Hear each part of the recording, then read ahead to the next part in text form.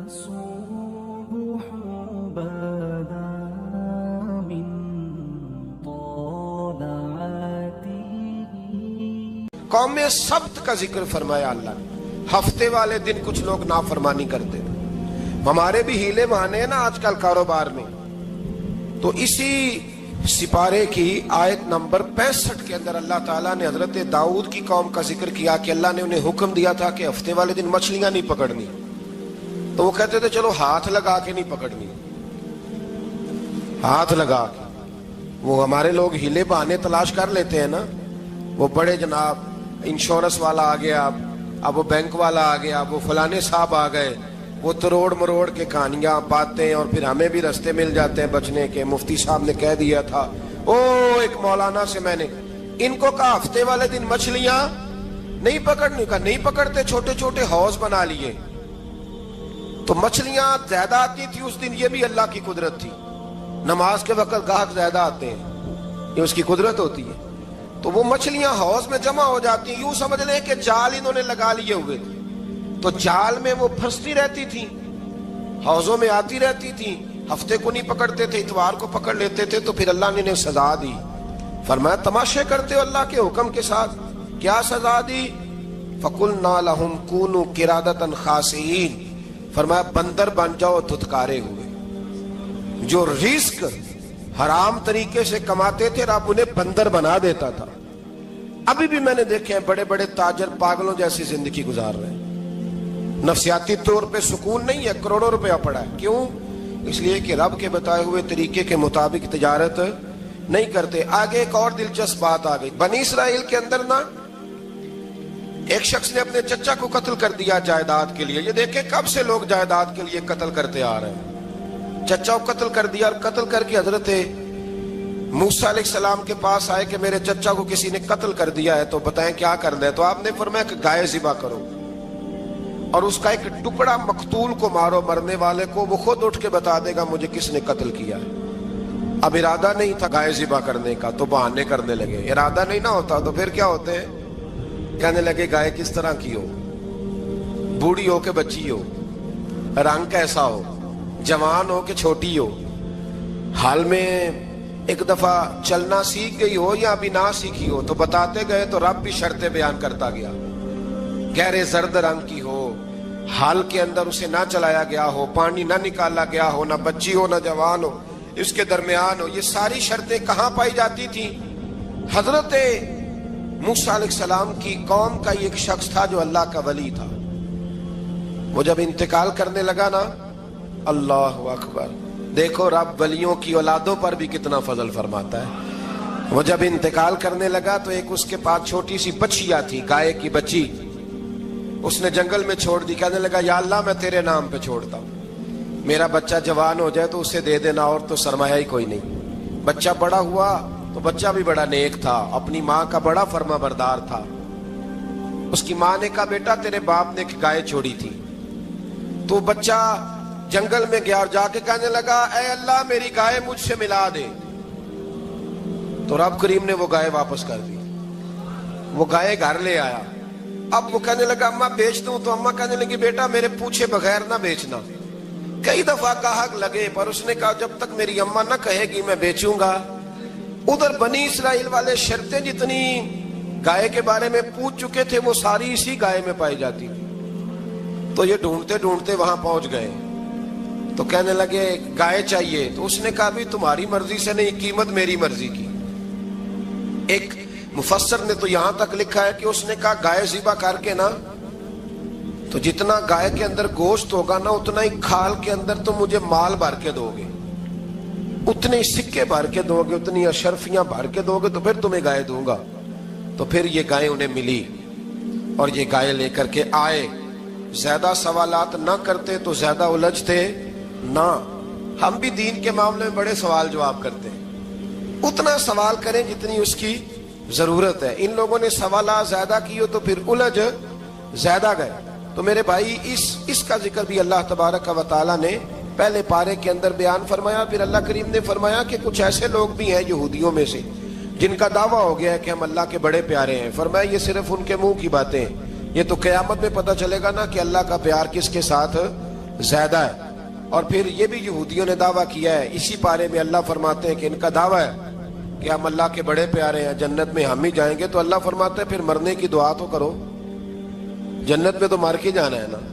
لیکن رب فرماتے ہیں یہ کبھی مرنے کی دعا نہیں کریں گے, اس لیے کہ انہیں پتہ ہے کہ ہم نے آخرت کے لیے کیا بھیجا. لیکن جی پہلا حکم آ گیا یا ایھا الذین آمنوا کہہ کے, پہلی آیت قرآن پاک پہلے سپارے میں پہلی آیت جس میں اللہ نے کہا یا ایھا الذین آمنوا. تو پہلا حکم آمنوا کہہ کے آیت نمبر 104 میں جو اللہ نے حکم دیا ہے نا, وہ نبی پاک کی تعظیم کا حکم ہے. پہلا حکم ہی اللہ نے حضور کی عزت اور ناموس کا ارشاد فرمایا.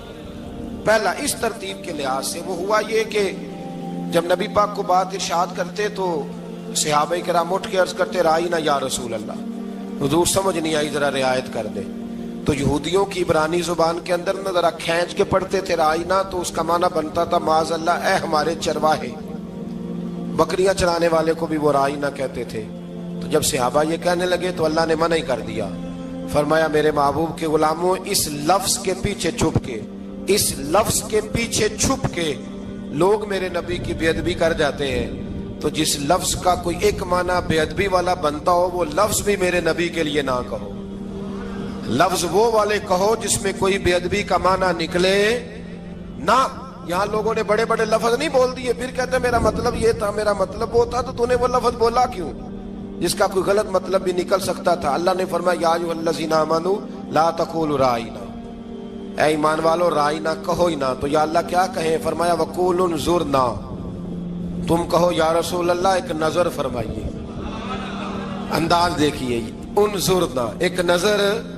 تو ہمارے بزرگ تو پہلے ہی بڑے پیار والوں نے کہہ دیا یا رسول اللہ انظر حالنا. کہتے کہاں سے لاتے ہو جملے؟ میں نے کہا اللہ کی کتاب سے. یا رسول اللہ انظر حالنا یا حبیب اللہ اسمع قالا. تو تم کہو انظرنا, محبوب نظر کرم کرے, واسمعوا, اور کیا ضرورت ہے دوبارہ پوچھنے کی؟ اللہ کہتا ہے پہلے ہی دھیان سے سنا کرو, پہلے ہی واسمعوا, پہلے ہی احتیاط سے سنو. وللکافرین عذاب علیم, اور کافروں کے لیے دردناک عذاب ہے. لے جی اسی پارے میں اللہ تبارک و تعالیٰ نے پھر اہل یہود کا ذکر کیا. تو یہود کہنے لگے کہ ہم حضرت ابراہیم کے ماننے والے ہیں. تو اللہ کریم نے وہ بھی ذکر کیا کہ میں نے تو ابراہیم کو آزمایا ہے. وَإِذِ ابْتَلَىٰ إِبْرَاهِيمَ رَبُّهُ بِكَلِمَاتٍ فَأَتَمَّهُنَّ, ہم نے ابراہیم کو کچھ چیزوں سے آزمایا ہے, وہ ہماری آزمائش پہ پورے اترے. قَالَ إِنِّي جَاعِلُكَ لِلنَّاسِ إِمَامًا, تو پھر ہم نے انہیں کہا کہ ہم آپ کو پوری دنیا کا امام بنائیں گے. وہ آزمائش کیا تھی؟ آگ میں جانا بھی آزمائش, بیٹے کا نہ ہونا بھی آزمائش, بیٹا ہوا تو پھر اسے وادی غیر ذی زرع ان میں چھوڑ کے آنا بھی آزمائش, بڑا ہوا تو پھر ذبح کرنا بھی آزمائش. فرمایا جہاں جہاں آزمایا ہے نا ابراہیم ہماری آزمائش میں پورے اترے. فرمایا تو مفت میں حضرت ابراہیم کی اولاد بنتے ہو اور ان کا نام لیتے ہو اور ان کے ساتھ اپنا تعلق بناتے ہو, دیکھو تو صحیح وہ کتنی آزمائشوں سے گزرے. تو اس کا بھی اللہ نے اسی میں ذکر فرمایا. اور پھر وہ بات کرتے تھے حضرت یعقوب کی اور حضرت اسحاق کی. تو فرمایا وہ تو ہمارے اتنے خاص بندے تھے کہ وصال کے وقت بھی انہوں نے اپنی اولادوں کو نصیحت فرمائی تھی کہ اللہ کی توحید پہ قائم رہنا. اس کا ذکر بھی اللہ نے اسی پارے میں بیان فرمایا. اور جو حضرت ابراہیم اور جناب اسماعیل نے کعبہ تعمیر کیا تو اس کا ذکر بھی اللہ تعالیٰ نے اسی پارے میں فرمایا. فرمایا جب وہ کعبہ بنا رہے تھے تو کہہ رہے تھے ربنا تقبل منا, کہہ رہے تھے اے اللہ بنا ہم نے دیا ہے پر مہربانی فرما ہم سے قبول فرما لے. تو جو آیہ کریمہ آخر میں عرض کرنا چاہتا ہوں اس پر بھی تھوڑی توجہ فرمائیں گے تو بات بڑی نکھر کے باہر آئے گی. یہ 16ویں رکوع کے اندر اللہ نے پھر یہود کا اور عیسائیت کا ذکر فرمایا. تو اللہ کریم نے ایک بات ارشاد فرمائی. یہودیوں کے ہاں جب کوئی بچہ پیدا ہوتا تھا پیلے رنگ کے ساتھ اس کو رنگتے تھے, یا کوئی خاص رنگ تھا ان کا. بچہ پیدا ہوتا تو اس پر وہ رنگ چڑھاتے کہ یہ جی ہمارے مذہب کا رنگ ہے. ہمارے ہاں بھی رسمیں ہیں نا اپنی اپنی, معاذ اللہ اپنی اپنی نہیں ہونی چاہیے, اللہ رسول کا حکم ہونا چاہیے.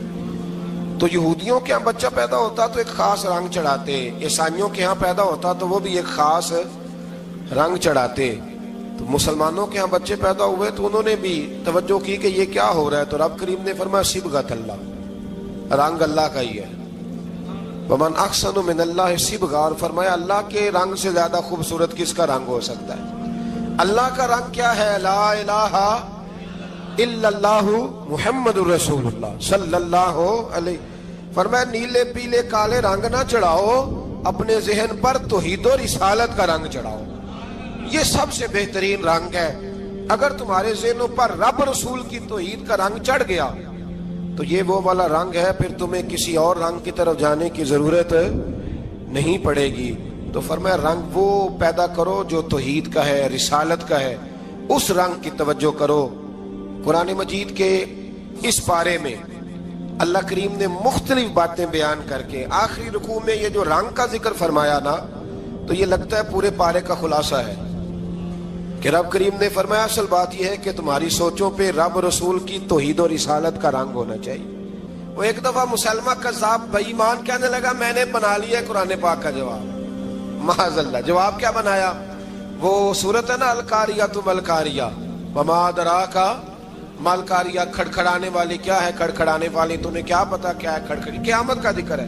کہنے لگا میں نے اس جیسی صورت بنا لیا، تو کیا بنایا؟ الفیل ملفیل، وما ادراک ملفیل۔ کہنے لگا ہاتھی، تمہیں کیا پتا کیا ہاتھی؟ تم کیا جانو کیا ہاتھی؟ تو پاس جو اس کے اپنے بیٹھے تھے نا چیلے، کہنے لگے چپ کر جا، سارے زمانے کو پتا ہے ہاتھی کیا ہوتا ہے۔ تو پاگل ہے، اس کے دو کان ہوتے ہیں، ایک سونڈ ہوتی ہے، چار اس کے پیر ہوتے ہیں۔ بیوقوف آدمی قرآن کا مقابلہ کرنا ہے تو کچھ چج کے ساتھ کر، پاگلوں کی طرح مقابلہ کرے گا، جوتے کھائے گا بھی، ہمیں بھی پڑھوائے گا۔ تو قرآن مجید کا کوئی مقابلہ کر سکا؟ تو اس آیہ مبارکہ میں اللہ نے کافروں کو یہ کہا اگر مقابلہ نہیں کر سکتے تو پھر اللہ سے ڈرو، ورنہ دوزخ میں ڈالے جاؤ گے، وہ جس کا ایندھن آدمی اور پتھر ہے، اور بنائی بھی کافروں کے لیے گئی ہے۔ اعدت للکافرین، جہنم کس کے لیے بنائی گئی ہے؟ کافروں اور منافقوں کے لیے۔ مسلمانوں کے لیے بنائی گئی، مسلمان مرضی سے چھلانگے لگائیں تو ان کی موج ہے، ورنہ ان کے لیے جہنم، ان کے لیے اللہ نے جنت بنائی ہے۔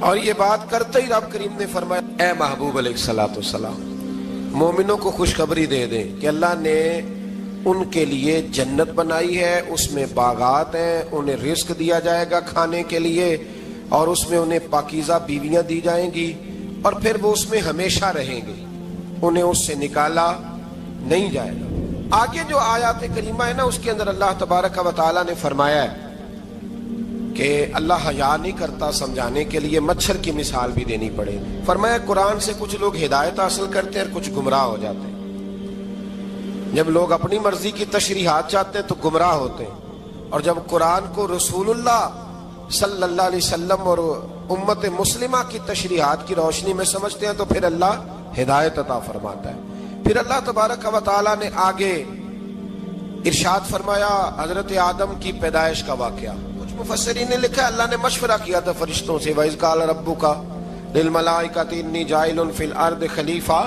لیکن کچھ مفسرین کہتے ہیں کہ اللہ کو ضرورت نہیں فرشتوں سے مشورہ کرنے کی، اللہ نے فرشتوں سے مشورہ نہیں کیا، بلکہ رب نے انہیں آگاہ فرمایا تھا کہ میں لگا ہوں زمین پہ اپنا نائب بنانے، میں خلافت دینے لگا ہوں زمین پہ۔ اب یہ تو دینے والی کی مرضی ہے نا، اس نے کس کو دینی ہے، یہ تو دینے والے کی مرضی ہے نا، اس نے۔ تو کچھ لوگ کہتے ہیں کہ دینے والے سے زیادہ ہمیں پتہ ہے۔ تو فرشتوں کو بھی یہ اجتہادی خطا ہو گئی، کہنے لگے یا اللہ اسے نہ بنانا، یہ فساد کرے گا، یہ خون ریزیاں کرے گا۔ تو اللہ نے فرمایا جو میں جانتا ہوں وہ تم، اللہ اکبر۔ امام راضی فرماتے جب رمضان آتا ہے تو اللہ فرشتوں سے کہتا ہے ذرا یہ کھول کے دروازے دیکھو نا یہ زمین پہ کیا کر رہے ہیں، تم تو کہتے تھے فساد کریں گے اور یہ سارے تراویحیں پڑھ رہے ہیں، تم تو گویا کہتے تھے فساد کریں گے اور یہ تو دیکھو گویا رمضان کے روزے رکھ رہے ہیں، یہ تو میری یاد میں نکلے ہوئے ہیں، تم کچھ کہتے تھے اور دیکھو میں نے تمہیں کہا تھا نا جو میں جانتا ہوں وہ تم۔ اللہ نے پھر حضرت آدم علیہ السلام کو تمام زمانے کے علوم عطا کیے، علم سکھا لیا۔ تو فرشتوں سے کہا تم بھی ان چیزوں کے نام بتاؤ، تو وہ بتا سکے نہیں۔ اللہ نے فرمایا اب اس طرح کرو آدم کو سجدہ کرو، سب نے سجدہ کیا سوائے، وہ کہنے لگا یا اللہ صرف تجھے ہی کرنا ہے، کرنا بھی صرف اللہ کو چاہیے، پر رب کے آگے بھی جھکنا چاہیے، اور جس کے سامنے رب جھکائے نا وہاں بھی. اور یہ جو عاجزی ہے نا، یہ جو جھکنا ہے، یہ علم کے آگے ہے. ہماری مصیبت یہ ہے کہ ہم علم کے آگے بھی گردن جھکانے کو تیار نہیں ہوتے، وہاں بھی ہم خود عالم فاضل بن جاتے ہیں. تو فرمایا کہ سب سے کا سجدہ کرو، سب نے سجدہ کیا سوائے ابلیس کے. تو پھر ہوا کیا؟ وَكَانَ مِنَ الْكَافِرِينَ، وہ کافروں میں سے ہو گیا. پھر اللہ نے حضرت آدم کو اور جناب حوا کو نا مقام دے دیا جنت میں رہنے کے لیے، اور کہا سارا کچھ کھانا، درخت کے قریب نہ جانا. ابھی آپ کسی سے کہہ دیں تھوڑا سا کہ پیچھے نہ دیکھنا، یعنی اگر میری سمجھ لیں ادب کی وجہ سے کوئی 1.5-2 منٹ یا 6 منٹ نہیں بھی نہ دیکھے گا تو سوچے گا ضرور کہ پتہ نہیں اب پیچھے کیا ہے، مصیبت کیا ہے. یعنی آپ کہہ کے دیکھ لیں کسی کو، پیچھے نہ دیکھنا. فطرت ہے نا انسان کی، وہ جستجو کرتا ہے، کہا اس درخت کے پاس نہ جانا. تو حضرت حوا سلام اللہ علیہ کہتے ہیں دل میں خیال رہتا تھا کہ آخر ہے کیا درخت کے پاس. یہی انسان کا عقیدہ توحید ہے کہ جہاں سے رب منع کر دے وہاں وہ منع ہو جائے. اور یہ ان کی خطا نہیں تھی، یہ اللہ کی حکمت تھی، چونکہ رب نے تو پہلے کہہ دیا تھا بنایا ہی زمین کے لیے، تو یہ تو سارا کچھ ہونا تھا تو زمین پہ آنا تھا نا. تو حضرت حوا اور جناب آدم کے پاس شیطان آیا، اب اس کو نکال تو دیا تھا پر ابھی اس کا جنت میں آنا جانا بند نہیں ہوا تھا، یہ بھی اللہ کی حکمت تھی. تو وہ کہنے لگا تمہیں پتہ ہے بعد میں مر جاؤ گے. تو حضرت حوا کہنے لگی کیا موت بھی آئے گی؟ کہاں، اس کی تکلیف بھی بڑی ہوگی، تو پھر بچیں گے کیسے؟ تو کہنے لگے پھل کھا لو اس درخت کا. تو بچنے کے لیے پھل کھایا تھا. اس طرح لوگ آج بہت سارے کام بچنے کے لیے کرتے ہیں پر بچ سکتے، بچنے کے لیے پھل کھایا تو اللہ نے فرمایا زمین پہ چلے جاؤ. تو حضرت آدم زمین پہ آئے، پھر کئی 100 سال روتے رہے. فَتَلَقَّى آدَمُ مِن رَبِّهِ کَلِمَاتٍ، تو پھر اللہ نے خود ہی جناب آدم کو کچھ کلمے سکھائے. علامہ اسماعیل حقی فرماتے ہیں وہ کلمے یہ تھے کہ حضرت آدم نے میرے نبی کا وسیلہ پیش کیا، اللہ کریم نے جناب آدم کی دعا کو مقبول فرما لیا. پھر آگے بنی اسرائیل کا ذکر آ جاتا ہے. اللہ تعالیٰ نے بنی اسرائیل، آج آپ اسی قوم کو یہودی کہتے ہیں، ان کو اللہ نے اس زمانے میں فضیلت عطا کی تھی بہت زیادہ. تو عرب کے اندر جب نبی پاک علیہ السلام نے اعلان نبوت کیا تو کچھ لوگوں نے یہ کہہ دیا کہ اگر یہ یہودی کلمہ پڑھ لیں گے تو ہم بھی پڑھ لیں گے. تو پھر اللہ نے انہیں یاد کرایا کہ تم اصل میں کیا ہو، تمہیں کلمہ پڑھنا چاہیے.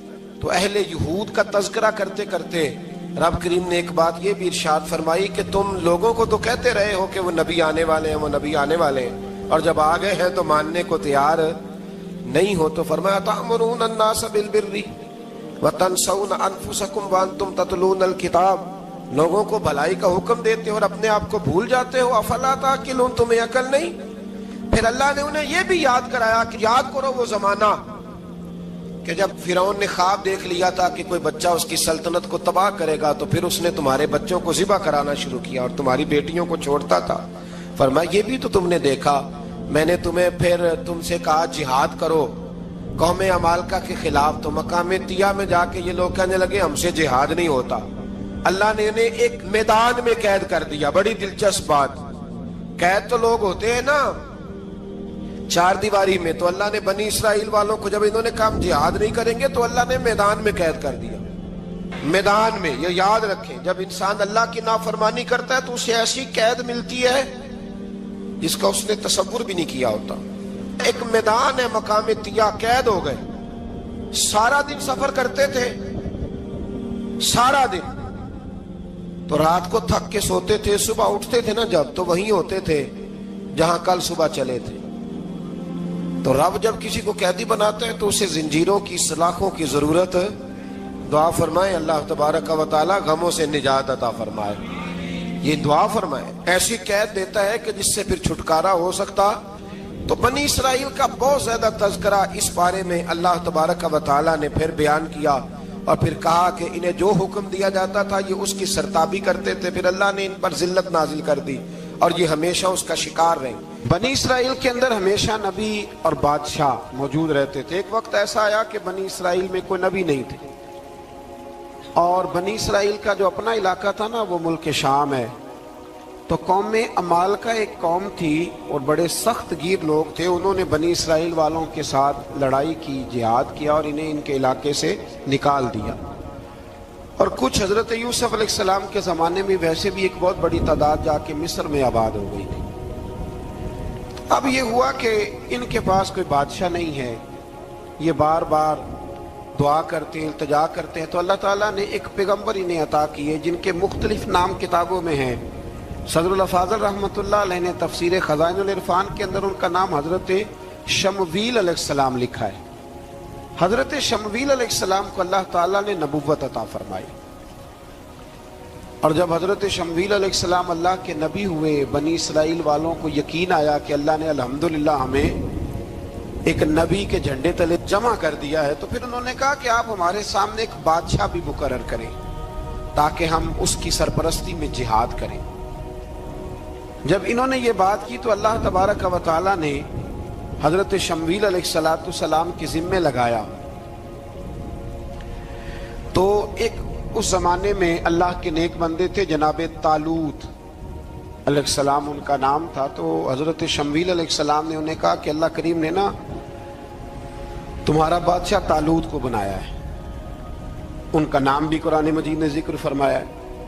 تو بنی اسرائیل کے لوگ کہنے لگے یہ تو غریب آدمی ہے، وہ بکریاں چرایا کرتے تھے، لیکن علم میں بڑے پختہ تھے، وجود میں بڑے طاقتور تھے۔ تو کہا کہ یہ تو غریب آدمی ہے، تو ہم تو زیادہ حق رکھتے تھے کہ ہمیں بادشاہ بنایا جائے۔ تو حضرت طالوت علیہ السلام کے بادشاہ بننے کے بعد حضرت شمویل علیہ السلام نے جو بات کی، اللہ کریم نے اسے قرآن مجید میں بیان فرمایا۔ رب فرماتا ہے بسطۃ فی العلم والجسم، اسے اس لیے تمہارا بادشاہ بنایا گیا ہے کہ اسے ہم نے کشادگی دی ہے، علم میں بھی اور جسم میں بھی۔ بڑے ماشاءاللہ موٹے تازے تھے، وجود بڑا طاقتور تھا۔ کچھ موٹے تازے ہوتے ہیں پر طاقتور نہیں ہوتے، موٹے تازے بھی تھے اور طاقتور بھی تھے۔ فرمایا کہ وجود میں بھی طاقت ہے اور علم میں بھی اللہ نے انہیں وسعت عطا فرمائی۔ تو بنی اسرائیل والے کہنے لگے جی نہیں جی کوئی بندہ اور آ جائے، یہ ہمارا بہت بڑا مسئلہ ہے نا جی، ہر ایک کی مرضی کی نہ تو بات ہو سکتی ہے اور نہ ہر بندہ ہر ایک کی مرضی پر پورا۔ کہنے لگے نہیں جی کوئی اور ہونا چاہیے تھا، ہمیں کیسے پتا چلے گا کہ اللہ نے مقرر کیا ہے؟ بڑی خاص بات ہے، اس کو سمجھیے گا، یہ سارا مضمون آپ کو ملے گا اسی پارے کے آخر میں، آپ پڑھیں گے نا جی تو یہ سارا مضمون آپ کو ملے گا، اور آپ اگر سرسری نظر سے بھی اس کا مطالعہ کریں گے نا، جا کے قرآن شریف کھول کے 15ویں سے 16ویں رکوع میں، آپ خوش ہوں گے کہ آپ کتنے اچھے نظریے اور عقیدے کے ماننے والے ہیں۔ تو جب کہا نا کہ طالوت کو ہمارا بادشاہ بنایا گیا تو دلیل کیا ہے؟ تو قرآن کہتا ہے کہ حضرت شمویل علیہ السلام نے فرمایا کہ تمہارا ایک تابوت تھا، ایک صندوق تھا تمہارے پاس، وہ صندوق تمہارا قوم عمالقہ اٹھا کے لے گئی تھی، ان کے بادشاہ ہونے کی دلیل یہ ہے کہ اللہ تمہارا وہ صندوق تمہیں واپس کر دے گا، وہ تمہارا صندوق تمہیں واپس کر دے گا۔ اس صندوق میں کیا ہے؟ وہ حضرت آدم جنت سے ساتھ لے کے آئے تھے، اس میں تھا کیا؟ تو قرآن مجید کہتا ہے کہ اس کے اندر نا حضرت ہارون علیہ السلام اور حضرت موسیٰ علیہ السلام کے تبرکات تھے، تبرکات۔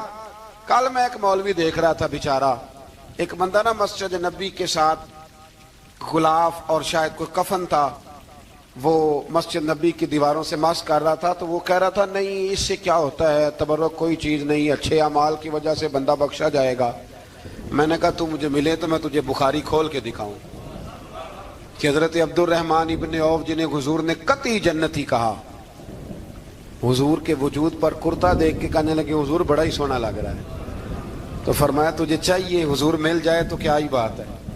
نبی پاک نے عطا کیا تو صحابہ کہنے لگے عبد الرحمن آپ کو تو ضرورت نہیں تھی، آپ کے پاس تو بڑے لباس ہیں، تو یہ کرتا حضور نے قبول کر لیا، کوئی لے کے آیا اور آپ نے مانگ لیا، تو وہ رو پڑے، کہنے لگے پہننے کے لیے نہیں مانگا، یہ حضور کے جسم سے لگ گیا ہے، میں نے کفن بنانے کے لیے مانگا ہے۔ تو کہتا ہے حضور کے تبرک میں خیر کوئی نہیں۔ اور آپ یقین کریں ان لوگوں پہ حیرانگی ہے، ہم نے بھی مرنا ہے نا جی، بڑی جلدی قبر میں جانا ہے، وقت کا کچھ پتہ نہیں، لیکن اتنے اندھے ہو کر لوگ چیزوں کو دیکھتے ہیں اور اس تیزی کے ساتھ گمراہی پھیلاتے ہیں۔ مجھے باقاعدہ کسی نے ویڈیو بھیجی اور کہنے لگا جی دیکھیں کتنی اچھی بات کر رہا ہے، لوگوں کو سمجھائیں۔ تو میں نے کہا نہیں، اس کو سمجھانے کی ضرورت ہے، اور میں نے اس کو دیکھا ہے, وہ جو لال رومال والا, میں نے دیکھا ہے وہ ڈھونڈ ڈھونڈ کے جاہلوں کو پکڑتا ہے, تلاش کرتا ہے, اور اگر کوئی مل جائے بات بتانے والا تو پھر وہ خود پکڑا جاتا ہے, اور کئی دفعہ پکڑا گیا تو نکل گیا ہے. اللہ تعالی ہمیں سمجھنے کی توفیق دے, ہم سیانے ہو جائیں تو یہ دور دور تک نظر نہیں آئیں گے انشاءاللہ. تو وہ تابوت آئے گا, بنی اسرائیل والوں سے کہا تابوت میں کیا تھا سن لو, اور یہ قرآن مجید ہے. آج میری ماننا یہ 15 سے 16 رکوع ضرور ہی پڑھنا کہ وہ آخر تابوت میں کیا تھا, کھولنا ذرا. قرآن مجید کہتے ہیں کہ حضرت موسیٰ علیہ السلام اور حضرت ہارون کے تبرک تھے. تو تبرک کیا تھے؟ تمام مفسرین نے لکھا ہے کہ حضرت موسیٰ کا ایک کرتا تھا, ایک ڈنڈا تھا, جوتے تھے, اور جناب ہارون علیہ السلام کا امامہ شریف تھا, اور تورات کی کچھ تختیاں تھی. تو اس کا فائدہ کیا تھا؟ اس تابوت کا فائدہ یہ تھا کہ بنی اسرائیل والے جب اپنے دشمنوں سے لڑتے تھے تابوت سامنے رکھ کے دعا مانگتے تھے, اللہ انہیں کامیابی عطا کر دیتا تھا. تو قوم عمالقہ کو بھی پتہ چل گیا کہ صندوق میں کچھ ہے جس کی وجہ سے یہ کامیاب ہو جاتے. وہ صندوق اٹھا کے لے گئے. اب ان کی کم بختی یہ, کم نصیبی یہ کہ انہوں نے جا کے اسے روڑی پہ پھینک دیا.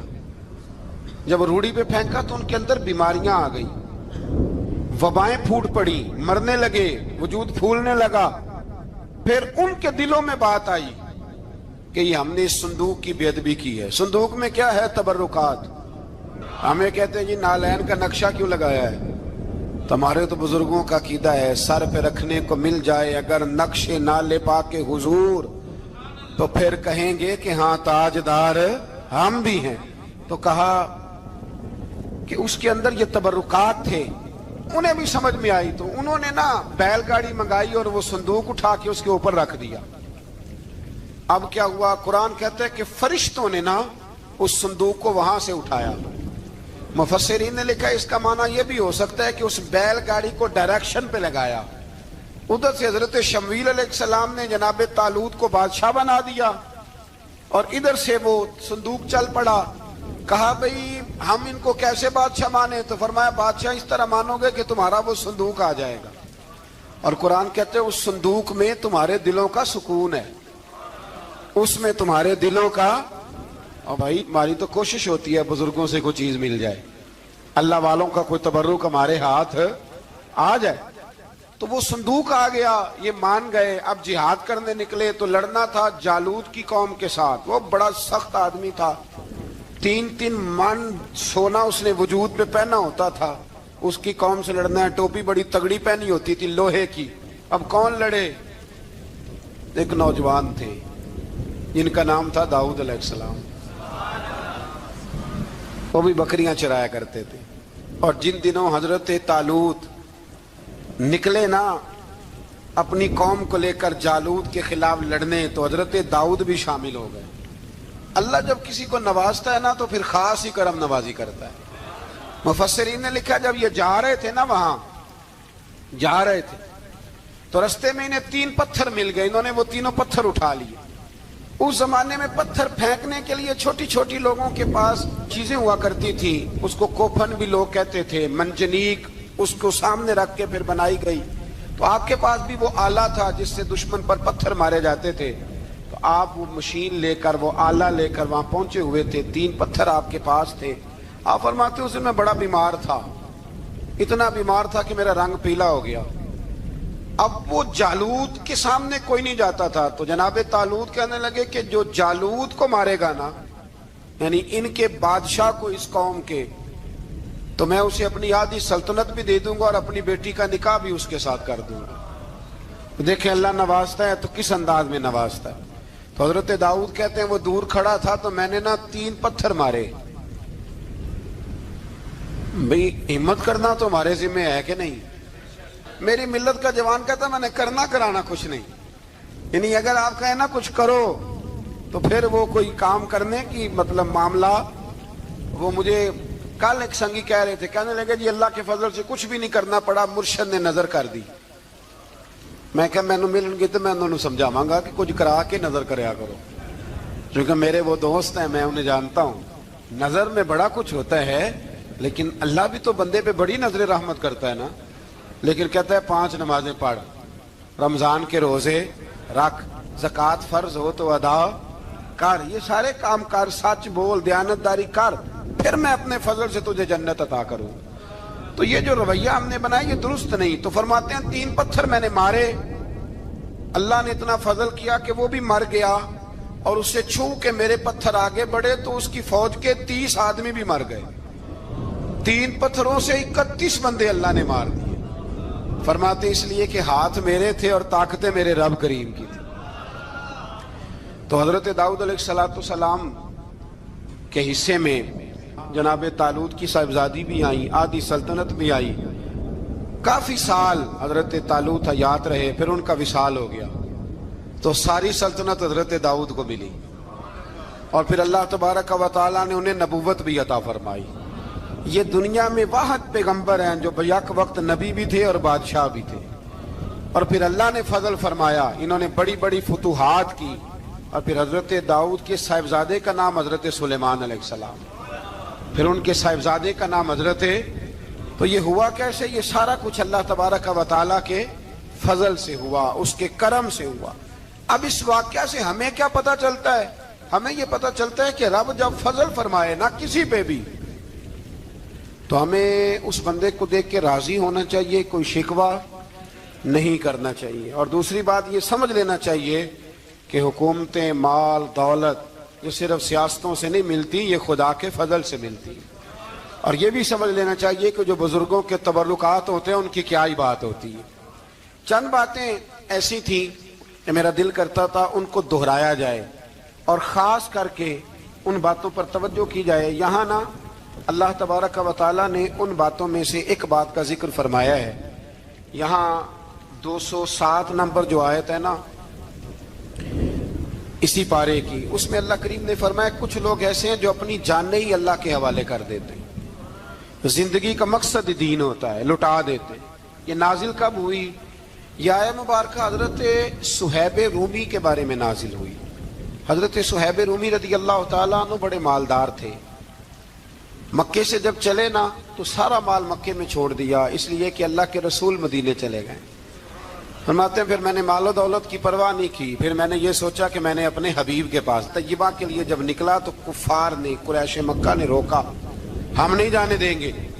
تو حضرت صہیب رومی فرمانے لگے بھی سنو, میں کمزور نہیں, میں طاقتور آدمی ہوں, اور تم میں سے کوئی ایسا مائی کا لال نہیں جو تیر چلانے میں مجھ سے زیادہ سیانا ہو, تلوار چلانے میں مجھ سے زیادہ عقل مند ہو. جانا مدینے میں نے ہے. اب یہ ہے کہ تم بتاؤ میرے ساتھ تیروں تلواروں سے لڑو گے یا میں تمہیں ایک سودا بتاؤں گا, سودا کرو گے؟ قریش کہنے لگے سودا کیا ہے؟ کہنے لگے میرا بڑا مال ہے, میں مکے میں دفن کر کے آیا ہوں, تم مجھے مدینے جانے دو, میں تمہیں سارے مال کا پتہ بتا دیتا ہوں. ہزاروں لاکھوں میں تھا مال تجارت. دیکھیں جب صحابہ مدینے جاتے تھے تو کتنی قیمت دے کے جایا کرتے تھے. تم مجھے جانے دو, میں تمہیں وہاں کا پتہ بتاتا ہوں. انہوں نے کہا جی بات ٹھیک ہے, آپ پتہ بتا دیں. حضرت صہیب نے ساری زندگی کی جمع پونجی ہزاروں لاکھوں میں ساری دے دی اور مدینے کے لیے تیار ہو گئے.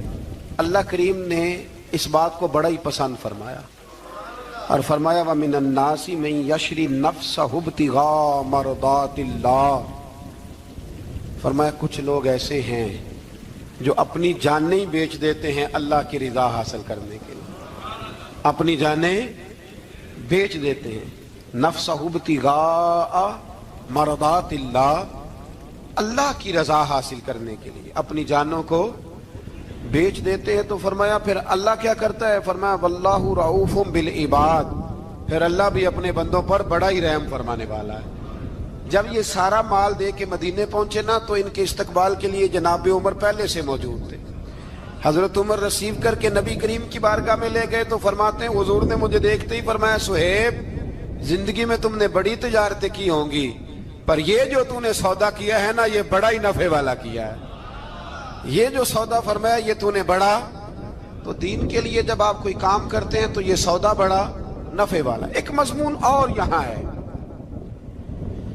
216 نمبر آیت میں, وہ بھی بڑا ہی سمجھنے والا ہے. اللہ کریم نے جب جہاد فرض کیا نا تو فرمایا کتب علیکم القتال، ہم نے تم پر قتل کرنا، قتال کرنا فرض کیا ہے۔ فرمایا ہو سکتا ہے تمہیں یہ کراہت محسوس ہو، مشکل لگے، برا لگے۔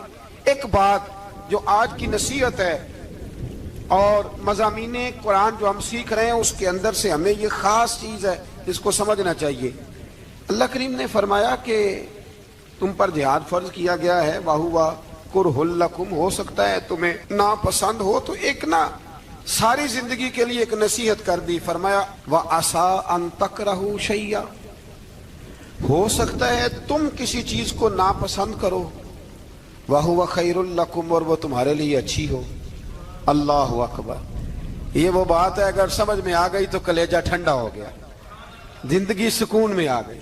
فرمایا ہو سکتا ہے تم کسی چیز کو ناپسند کرو اور وہ تمہارے لیے بہتر ہو۔ وَعَسَىٰ أَن تُحِبُّوا شَيْئًا، ہو سکتا ہے تم کسی چیز سے محبت کرو، وَهُوَ شَرٌّ لَكُمْ، اور وہ تمہارے لیے بری ہو، اچھی۔ بس میرے رب نے ایک بات مسلمان کو بتا دی جو جینے کے لیے بڑی کافی ہے۔ فرمایا تم میرے اور میرے رسول کے حکم پر چلو۔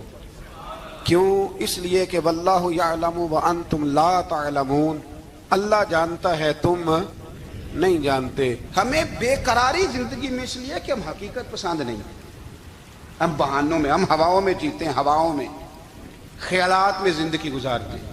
بڑا ٹائم پڑا ہے، مثلاً کتنا میرے رسول کریم صلی اللہ تعالی علیہ وآلہ وسلم نے ایک دن صحابہ سے فرمایا تمہیں حیا نہیں آتی؟ حضور کیا ہوا؟ فرمایا وہ والے مکان بناتے ہو جن میں تم رہ نہیں سکتے، وہ والا مال جمع کرتے ہو جو کھا نہیں سکتے، حیا نہیں آتی؟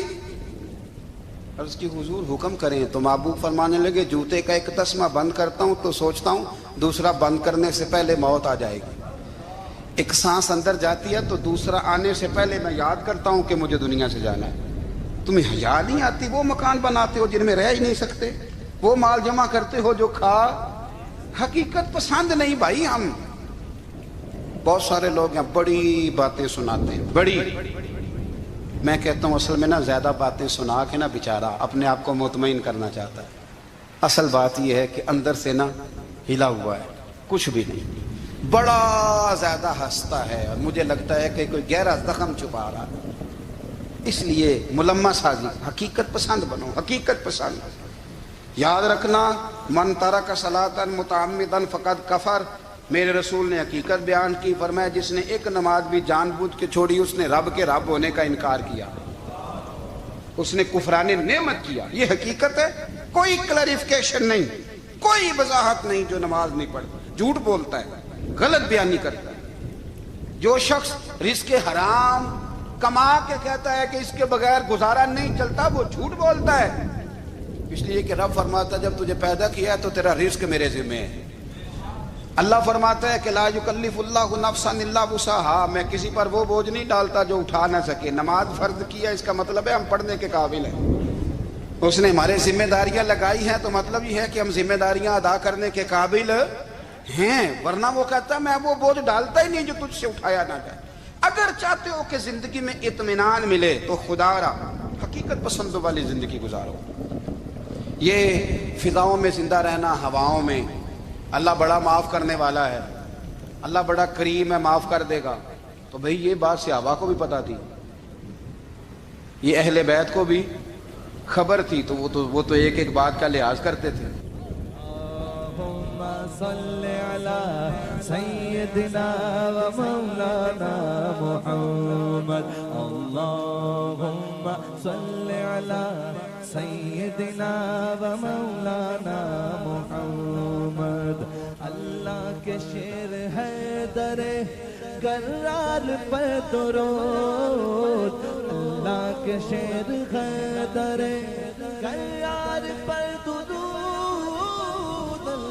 کے شیر غدر کرار پر درود، حضرت حسن حسین کے کردار پر درود، اللہم صل علی سیدنا و مولانا محمد وعلی سیدنا علی و سیدتنا فاطمہ و سیدتنا زینب و سیدنا حسن و سیدنا حسین وعلا آلہ و صحبہ و بارک وسلم زینب کی بارگاہ میں